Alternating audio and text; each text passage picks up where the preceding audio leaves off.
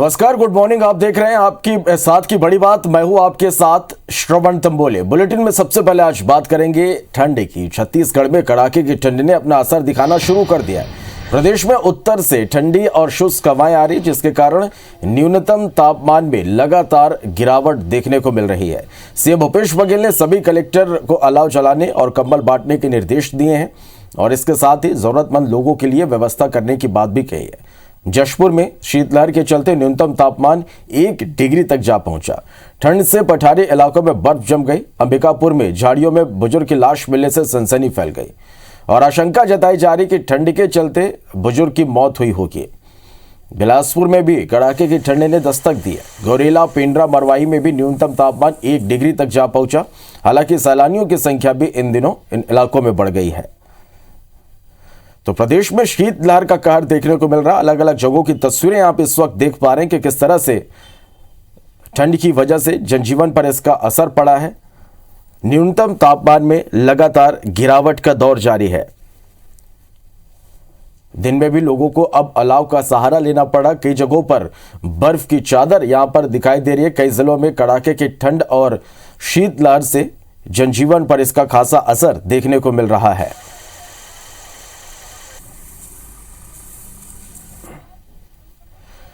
तो गौरेला, पेंड्रा, मरवाही जिले में कड़ाके की ठंड और शीतलहर से स्कूली छात्र छात्राओं को बचाने के लिए आज से स्कूलों का समय बदला गया है। डीओ ने आदेश जारी कर स्कूल सोमवार से शुक्रवार तक सुबह 10 बजे से शाम 4 बजे तक और शनिवार को सुबह 9 से दोपहर 12:30 बजे तक संचालित करने को कहा है। वहीं 2 पाली वाले सभी प्राइमरी और मिडिल स्कूल की कक्षाएं सुबह 9 बजे से दोपहर 12 बजे तक संचालित होंगी। शनिवार को दोपहर 12:15 बजे से शाम 4 बजे तक कक्षाएं संचालित होंगी। वहीं हाई स्कूल और हायर सेकेंडरी स्कूल की कक्षा 12:15 बजे से शाम 4:30 बजे तक संचालित होंगी। वहीं कलेक्टर ने अधिकारियों को सार्वजनिक स्थानों पर अलाव जलाने और कंबल बांटने के निर्देश दिए हैं। तो पेंड्रा में पड़ रही कड़ाके की ठंड की वजह से स्कूली बच्चे भी परेशान हो रहे हैं। कलेक्टर ने आदेश जारी किए हैं कि स्कूल का जो समय है उसे बदला जाए। शनिवार सुबह 9 से दोपहर 12:30 बजे तक स्कूल लगाने के निर्देश दिए गए हैं। हायर सेकेंडरी स्कूल 12 बजे से 4:30 बजे तक अब संचालित होंगे। सुबह 10 बजे से शाम 4 बजे तक स्कूल लगाने के आदेश जारी किए गए हैं। पेंड्रा, जहां सबसे ज़्यादा ठंड का असर इन दिनों देखने को मिल रहा है और स्कूली बच्चे भी इससे खासे प्रभावित हैं।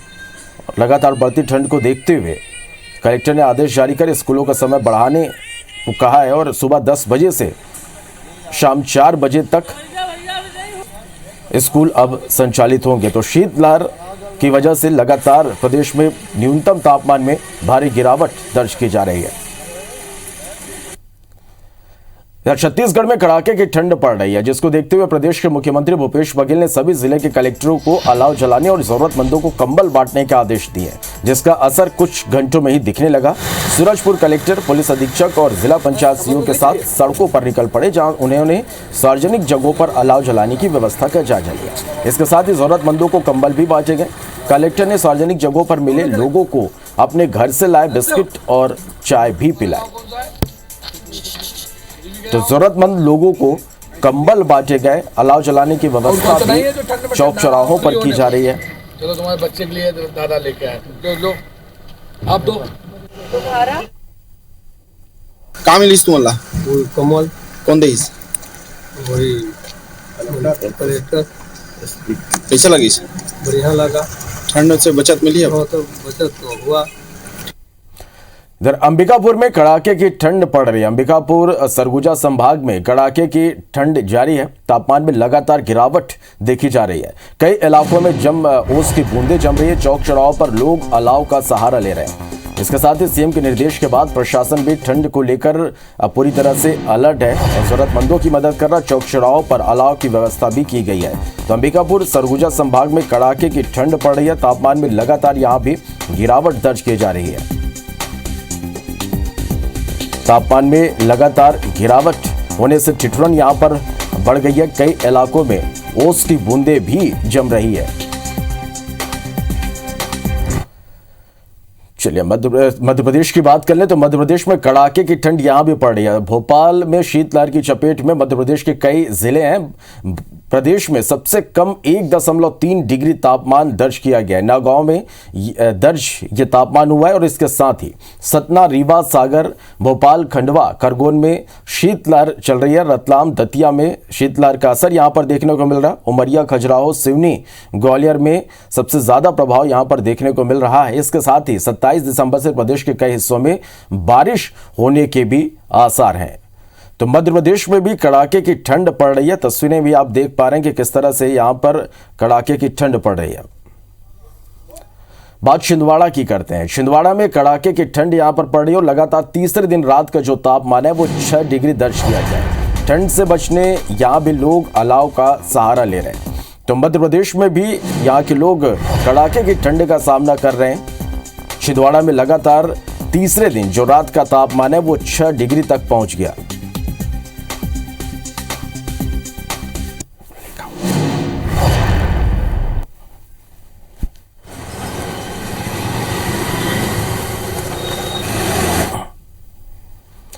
चलिए, तो मध्य प्रदेश और छत्तीसगढ़ में शीतलहर का कहर जारी है। लोग ठंड से बचने अलाव का सहारा ले रहे हैं। किस तरह से जनजीवन पर इसका असर पड़ा है, अलग अलग शहरों से हमारे संवाददाता हमारे साथ लाइव जुड़ रहे हैं, उनसे जानेंगे कि किस तरह से इसका ठंड का जो असर वो देखने को मिल रहा है। रायपुर से प्रिया पांडे हमारे साथ लाइव जुड़ गई हैं, तो वहीं अंबिकापुर से अभिषेक सोनी हमारे साथ लाइव होंगे। भोपाल से विवेक पटैया हमारे साथ लाइव जुड़ गए। इंदौर से शालिनी हाडिया हमारे साथ लाइव जुड़ गए। सबसे पहले अभिषेक, मैं आपके पास आना चाहूंगा क्योंकि लगातार इन क्षेत्रों में हम देख पा रहे हैं कि तापमान में भारी गिरावट यहां पर दर्ज की गई है और लगातार यहां पर जो जनजीवन है उस पर खासा असर यहां पर इस ठंड का देखने को मिल रहा है। किस तरह की स्थिति यहां पर बनी हुई है अभिषेक? देखिए, उत्तरी छत्तीसगढ़ और खासकर सरगुजा संभाग की बात करें तो लगातार जो ठंड है उसका प्रकोप देखा जा रहा है। हाड़ कपा देने वाली ठंड कही जाती है सरगुजा के ठंड को, और कुछ इसी तरीके का ठंड यहाँ पर देखने को मिल रहा है। जो बात करें तो पठारी क्षेत्रों में जो तापमान है वो करीब 1 डिग्री तक जा पहुंचा था, और शहर जो अंबिकापुर शहर है वहां पर भी 4 डिग्री तापमान पहुंच चुका था। मौसम विज्ञानी का कहना है कि इस तरह की स्थिति काफी सालों बाद हुई है, जबकि इतनी ठंड प्रदेश में और खासकर सरगुजा संभाग में पड़ रही है। ज्यादातर पठारी इलाकों की बात करें तो उन इलाकों में ओस की बूंदें जम जा रही हैं।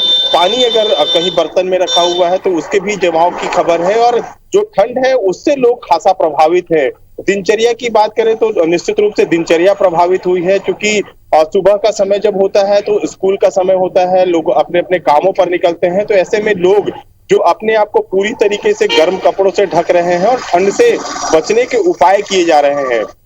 चौक चौराहा पर बात करें तो अलाव की व्यवस्था की गई है। इस वक्त हम मौजूद हैं गांधी चौक में, और मेरे पीछे भी लोग जो हैं वो अलाव का सहारा ले रहे हैं, क्योंकि ये जो चौक है वो काफी व्यस्तम चौक है। यहाँ पर यात्री बसें भी आकर रुकती हैं, यात्री काफी दूर से आते हैं, तो चाय की चुस्की लेते हुए लोग दिख रहे हैं, और जो यहाँ अलाव है उसकी आनंद लेते हुए लोग दिख रहे हैं। खासकर मैनपाट की बात करें तो छत्तीसगढ़ का शिमला कहा जाता है, और मैनपाट का इलाका बेहद ठंडा माना जाता है, और इसको देखते हुए पर्यटकों की संख्या भी वहां पर बढ़ रही है। और प्रशासन की बात करें तो चूंकि सीएम ने निर्देश दिए कि जो भी ठंड की व्यवस्था हो वो की जाए, तो कल से ही प्रशासन का अमला है वो अलर्ट हो चुका है। अलग अलग अधिकारियों को निर्देशित किया गया है कि उनके इलाके में कोई प्रभावित व्यक्ति हो जिसे इसकी जरूरत हो तो उसके लिए कंबल की व्यवस्था की गई है, और जो अलाव की व्यवस्था की गई है, ये तमाम व्यवस्थाएं की जा रही हैं। और प्रशासन भी ठंड को लेकर पूरी तरह से अलर्ट है और लोग भी ठंड से बचते हुए यहाँ पर नजर आ रहे हैं। आप हमारे साथ बने रहेगा। भोपाल का रुख करेंगे, विवेक के पास चलते हैं। विवेक, मध्य प्रदेश में भी अमूमन यही स्थिति है, यहाँ भी तापमान में लगातार गिरावट का दौर देखने को मिल रहा है। शीतलहर की चपेट में कई इलाके हैं।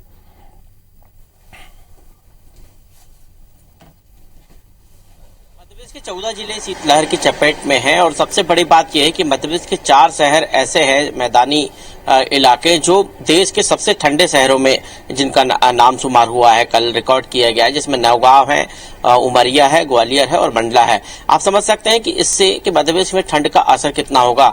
नौगांव का जो तापमान है, न्यूनतम तापमान, वो 1.3 डिग्री के आसपास है, जो देश के मैदानी इलाकों में सबसे ठंडा शहर है। और हम यदि शीतलहर की बात करें तो 14 जिलों में शीतलहर का कहर है, और आज भी मौसम विभाग ने चेतावनी दी है कि इन 14 जिलों में शीतलहर का कहर जारी रहेगा। हालांकि एक उम्मीद की किरण यहाँ पर थोड़ी सी दिखाई दे रही है कि ठंड से मामूली राहत जरूर मिलेगी। आज से थोड़ा मौसम में जरूर परिवर्तन होगा, लेकिन उतनी ज्यादा राहत यहाँ पर दिखाई नहीं देगी। वहीं दूसरी तरफ एक और बड़ी मौसम विभाग की तरफ से अपडेट आया है कि 27 तारीख से हल्की बूंदाबांदी और बारिश के आसार भी है। इससे और ज्यादा जो है मौसम खराब होने की उम्मीद है। दूसरी तरफ यदि बात करें, पहाड़ों की रानी पचमढ़ी में बर्फ जम गई है, ओस की बूंदे बर्फ में तब्दील हो गई है। जो मैदान है वहां पर बर्फ जमी हुई है। कार के ऊपर यदि हम बात करें तो कार के कांच पर जो है आधा इंच के आसपास जो है बर्फ जमी हुई है। तो ये मध्य प्रदेश के कई इलाकों में जो है ठंड का कहर जारी है। हालांकि आज से थोड़ी राहत की उम्मीद है। इंदौर में भी काफी ठंड है। तो मध्य प्रदेश के कई हिस्से जो है, मध्य प्रदेश के कई जिले हैं जो शीतलहर की चपेट में इस वक्त है और ठंड का कहर लगातार जारी है। निश्चित रूप से ठंड का कहर लगातार जारी है और तापमान में लगातार गिरावट का दौर यहां पर देखने को मिल रहा है। हमारे साथ बने रहेगा। इंदौर का रुख करेंगे, शालिनी के पास चलते हैं। शालिनी, लगातार हम देख पा रहे हैं खास करके रात में न्यूनतम तापमान में भारी गिरावट यहां पर दर्ज की जा रही है। किस तरह से लोग यहां पर ठंड से बचते नजर आ रहे हैं?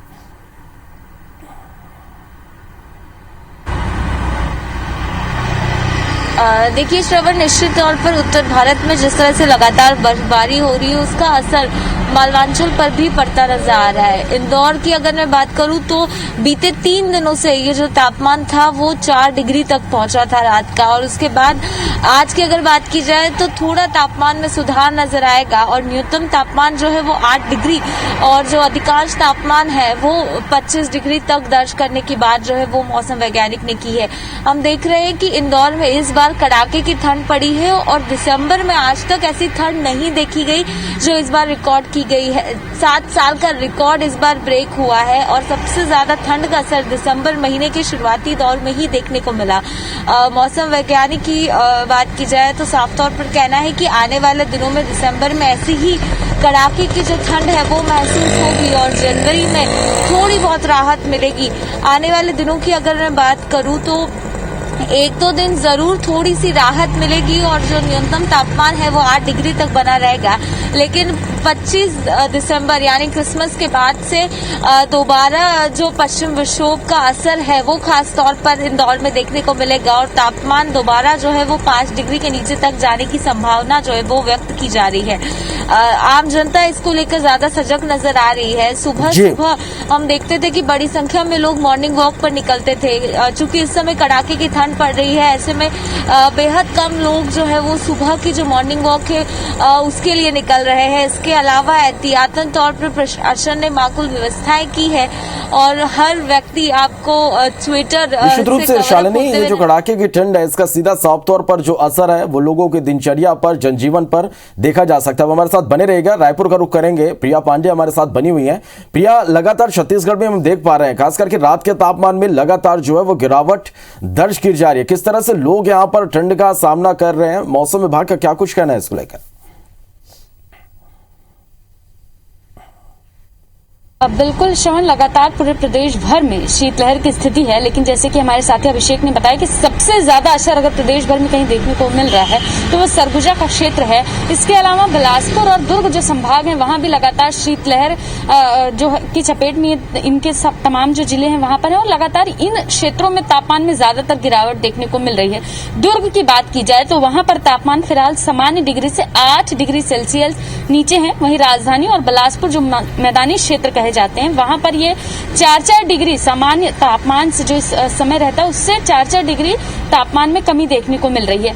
लगातार हम अलग अलग क्षेत्रों की तस्वीर देख रहे हैं कि किस तरीके से तापमान में गिरावट आ रही है और छत्तीसगढ़ में इतनी ठंड कई सालों के बाद पड़ी है और ये एक रिकॉर्ड दर्ज करने वाले जो तापमान है वो है। फिलहाल मौसम विभाग ने इसको लेकर कहा है कि आने वाले 2-3 दिनों तक स्थितियां यही बनी रहेंगी और विशेष परिवर्तन तापमान में अभी फिलहाल देखने को नहीं मिलेगा, लेकिन बस्तर का जो क्षेत्र है वहां पर इसका असर अभी फिलहाल वहां और तापमान में गिरावट देखने को मिल सकती है। इसके अलावा सरगुजा का जो क्षेत्र है वहां पर भी तापमान में थोड़ी और गिरावट देखने को मिल सकती है। उत्तरी हवाएं जो है वो छत्तीसगढ़ तक आ रही हैं और यही वजह है कि जिसके कारण लगातार प्रदेश का मौसम जो है वो शुष्क है।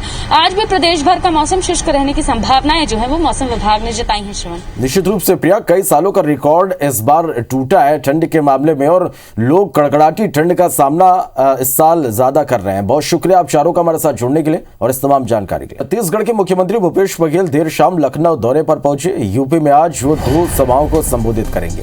लखनऊ के खेल मैदान इंटोजा में किसान रैली और लखीमपुर खीरी में आम सभा को सीएम संबोधित करेंगे।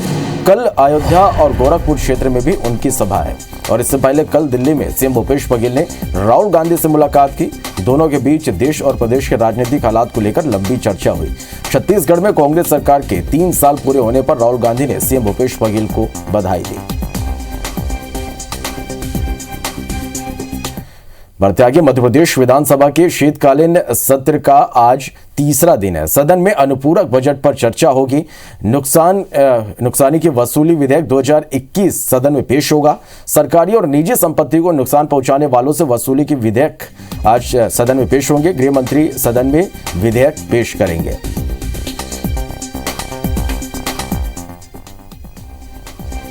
आगे, कोरोना के ओमिक्रॉन वेरिएंट के बढ़ते मामलों को लेकर केंद्र सरकार ने राज्यों को एडवाइजरी जारी की है। राज्यों को लिखे पत्र में स्वास्थ्य सचिव राजेश भूषण ने कहा कि ओमिक्रॉन वेरिएंट डेल्टा की तुलना में कम से कम 3 गुना ज्यादा संक्रामक है, इसलिए स्थानीय और जिला स्तर पर और तेजी से डेटा विश्लेषण कर निगरानी और रोकथाम के इंतजाम किए जाए। पत्र में कहा गया कि डेल्टा अभी भी देश के विभिन्न हिस्सों में मौजूद है, इसलिए जहां पिछले 1 हफ्ते में टेस्ट पॉजिटिविटी रेट 10% या उससे ज्यादा है, ऑक्सीजन या आईसीयू बेड 40% तक या उससे ज्यादा भरे हैं, वहां जिला स्तर पर रोकथाम के उपाय और प्रतिबंध लगाए जाने चाहिए। राज्यों से कंटेनमेंट, टेस्टिंग, निगरानी, क्लिनिकल मैनेजमेंट, टीकाकरण और कोविड प्रोटोकॉल को लेकर भी कार्रवाई करने को कहा है।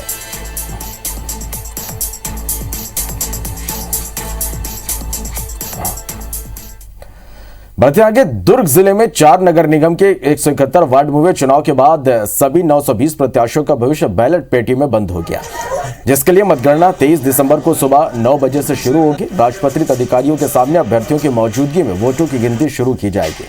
दुर्ग जिले में 4 स्ट्रांग रूम बनाए गए। स्ट्रांग रूम में एसएसबी समेत जिला पुलिस बल और रिजर्व फोर्स के जवान लगातार तैनात हैं। तो ये राजनीतिक दलों के कार्यकर्ता भी पूरी मुस्तैदी के साथ स्ट्रांग रूम के बाहर डेरा डाले बैठे हैं। यानी सभी 4 निकायों की मतगणना 23 दिसंबर को की जाएगी।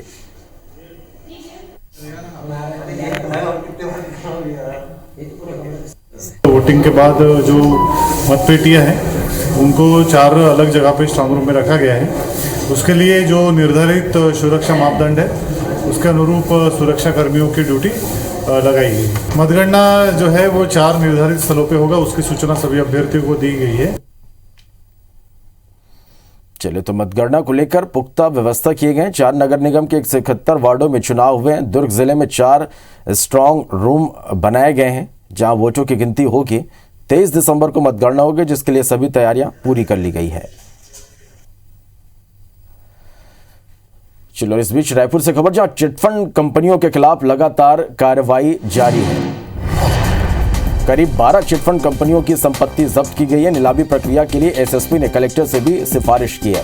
Sunshine infra build corporation limited की संपत्ति जब्त की गई है। जेएसवी डेवलपर इंडिया लिमिटेड और Jai Vinayak build corp limited, IWC marketing company, Guru Kripa infra realty company limited, SPNJ company, PACL India limited, pulse green Arogya Dhan Varsha, Vinayak homes and real estate limited, million miles Sai Prasad company, Jain gold company, Sai Prakash property development, इन कंपनियों के खिलाफ में कार्रवाई की गई है।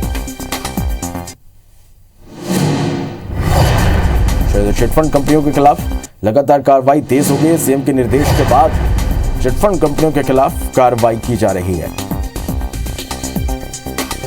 करीब 12 चिटफंड कंपनियों की संपत्ति जब्त की जाए।